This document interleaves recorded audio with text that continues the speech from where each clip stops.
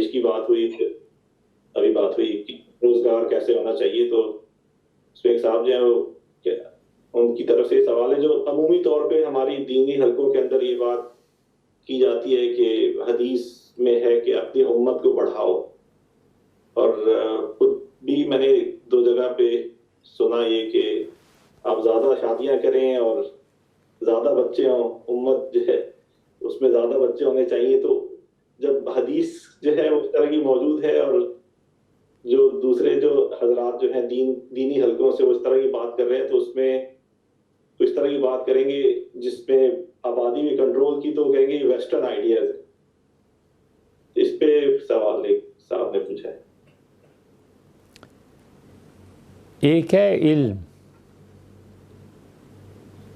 علم نام ہے جان لینے کا، علم نام ہے کہ آدمی کو پتہ چلے کہ یہ کیا ہے. ایک ہے معرفت، علم سے جانی ہوئی چیز کو پہچان لینا. علم میں آیا کہ یہ پین ہے، بچے نے اسے کھولا، دیکھا، انک بھری، یوز کیا، اب اس نے اسے پہچان لیا کہ یہ میرا پین، یہ والد صاحب کا قلم ہے، یہ گھر میں دوسرا بچہ ہے، یہ اس کا جیومیٹری باکس ہے، وغیرہ وغیرہ. اور ایک ہے حکمت، کہ جس چیز کو جان لیا ہے، حتیٰ کہ پہچان بھی لیا ہے، اس کو صحیح موقع پر استعمال کرنا، یہ ہے حکمت.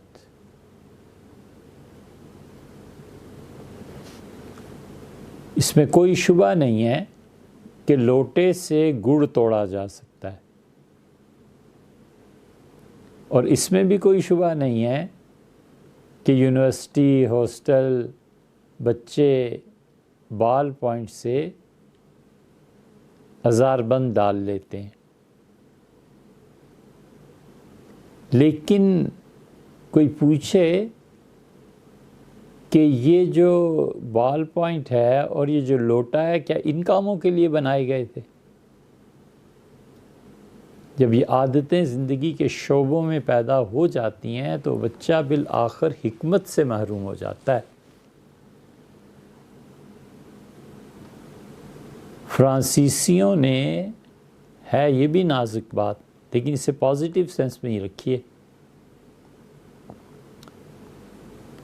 ان کے ہاں خاکے جن لوگوں نے بنائے تھے، اسے خاکوں کو جلایا گیا یا قتل کیا گیا، یا جو کچھ بھی ہوا، اگلے دن فرانسیسی قوم نے وہ خاکے بنوائے اور لائنز لگا کر انہوں نے اسے لیا، جم کے کھڑے ہو گئے. انہوں نے کہا ہم اپنی آزادی کو ختم نہیں کریں گے. قومیں ایسی ہوتی ہیں، وہ کفر ہے، وہ خراب ہے، کچھ ہے، اس کی جتنی مذمت کریں سو کم ہے، اور جتنا اسے برا کہیں سو کم ہے. لیکن ان کے نزدیک جو چیز تھی، انہوں نے کہا ہم نے اپنی ریت کو قائم رکھنا ہے، روایت کو قائم رکھنا ہے، ہم نے اپنی آزادی کو ختم نہیں کرنا. سیکولر جو ہے معاشرہ ایسے ہی زندہ رہے گا. تو جتنی احادیث میں آبادی کی ان چیزوں کی ترغیب دی گئی ہے، وہ علم ہے، اسے کس موقع پہ استعمال کرنا ہے یہ بھی تو سوچ لینا چاہیے. حکمت کے خلاف تو نہیں ہے. اور اگر آپ کہیں کہ نقل سے، تو یہ جتنی احادیث ہیں یہ ابھی ہم نے ہی پڑھی ہیں یا پچھلوں نے بھی کوئی پڑھی ہوئی تھی؟ جو امت کی قیادت کرنے والے تھے، انہوں نے ان احادیث کو پڑھ کے یہ نتیجہ نکالا تھا کہ بچے اور اولاد اتنی ہونی چاہیے جس کی اچھی تربیت ہو سکے. بس ایک آدمی اچھی تربیت کر سکتا ہے تو اس کے 50 بچے ہوں، 4 بیویوں، کیا مسئلہ کیا ہے، ضرور کر لے. اور اگر اسے پتہ ہے کہ میں نے ریڑھی سے ہی رزق کمانا ہے اور نکاح کے لالے پڑھ رہے ہیں، بچے کہاں سے، ان کی تعلیم کہاں سے، اس کو کون مشورہ دے گا کہ یہ حدیث میں آیا اور ایسے آیا؟ یہ احادیث ساری پچھلوں نے بھی پڑھی تھی، آپ کیوں نہیں کسی دن فتاوی عالمگیری کو اٹھاتے؟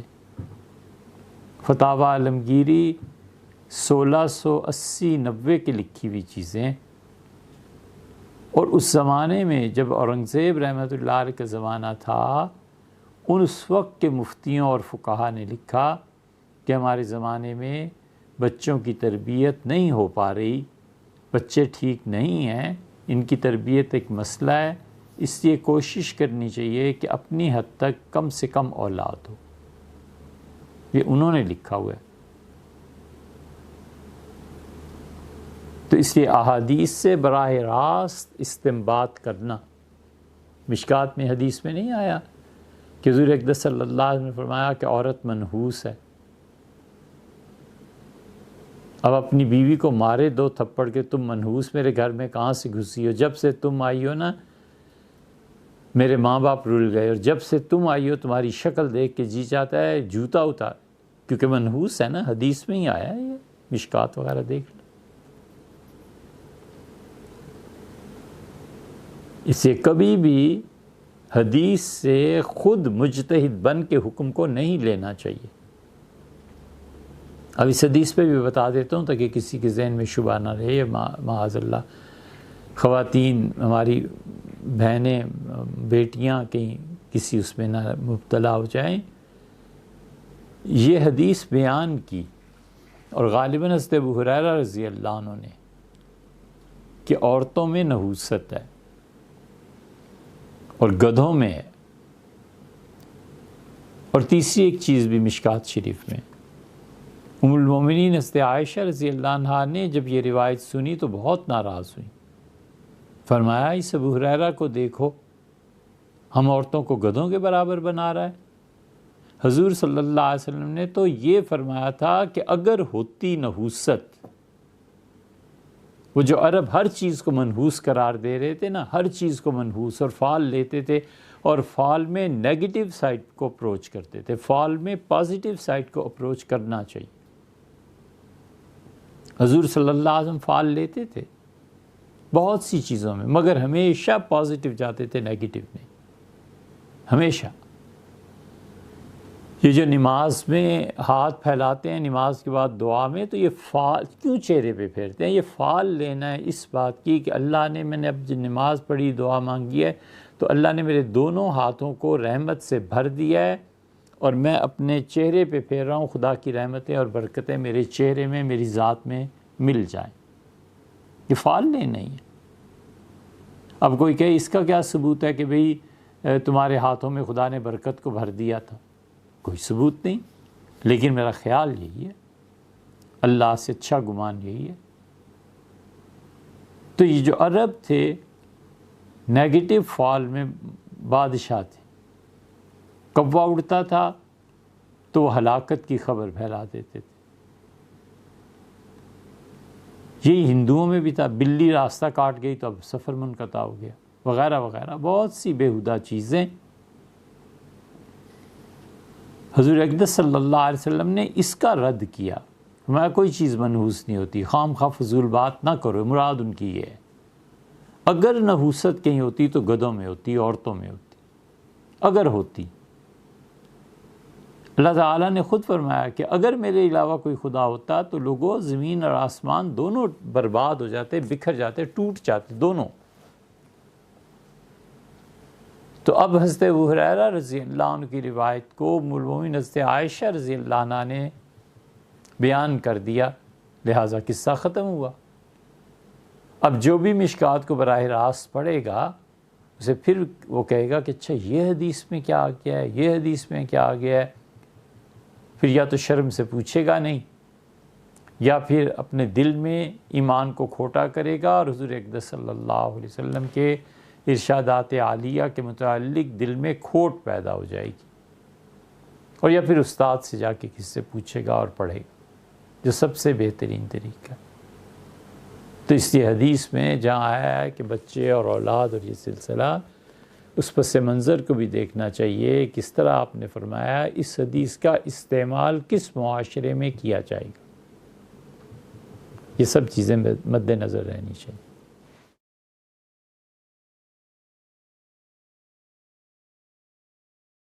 سبيل الدموع سبيل مريح